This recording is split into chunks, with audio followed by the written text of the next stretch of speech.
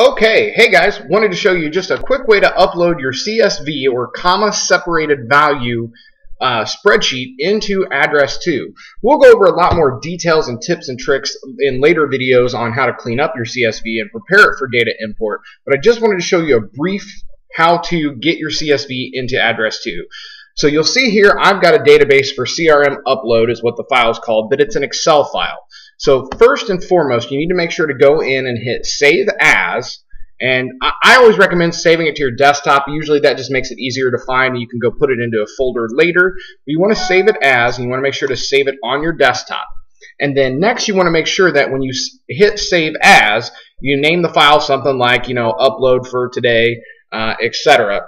Then, once you do that, you also want to make sure that when it's right down here it says Save As File Type, you want to click on that and find where it says CSV or comma delimited, and you want to make sure that it's saved as a CSV file. So I've saved it as a CSV.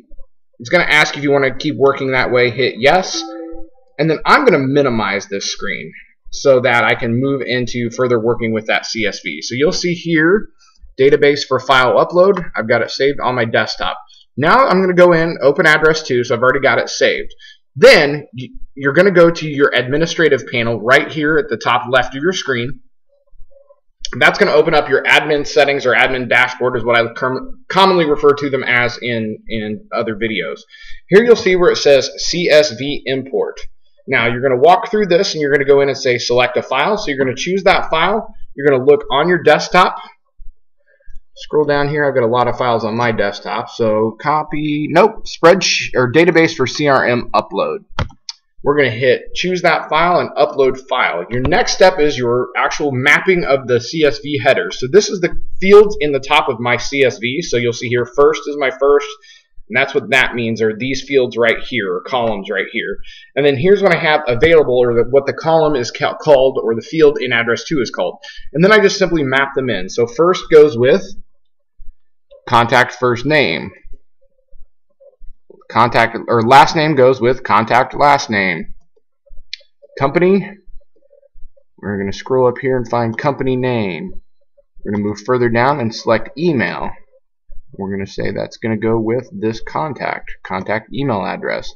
State, that'll go under company, so company, and make sure that it's company and state 1. You also have shipping address here too, so make sure that it's company state. You also want to track company zip. And then direct phone number. So what I put in here is more or less the, I'll say it's my cell phone number. So I'll say contact 1 email. That's second contact. So we'll go in here and say, oh, that's my mobile phone number. I 100% all of the time, no matter if you're a new user or an old user, I always recommend uploading it and creating a list. No matter if you think you know how to do this every time correctly. You could call it the, banking list or something like that. But I usually just date it so that I can always go back to it. So 1/22/15, I'll call this the test list. That way, later down the road, if I need to work with just a specific import that I did for one day, I can always just recall that list and do any global updates, etc. down the road. I can go in and assign it to somebody, so I can say, hey, this list is Susie Smith's list. And then lastly, I can also eliminate duplicates. Now that's just based on email, so realize that. So then next thing I do is process CSV. It'll load data. It may even, if you have a lot of data in there that you need to upload, it may even pop up and say, hey, this may take a minute. And then lastly, I just go in and say, hey, I want to find that list. So I'm going to click on list. And 122 test list. There's Troy Hanna. He's uploaded in. So that is how you upload lists into AddressTwo. Now, as you're setting up AddressTwo, one other quick tidbit of information is if you go to your administrative settings, by default in AddressTwo, down here where it says default subscribe status, by default, this is always turned on. So it says auto opt in.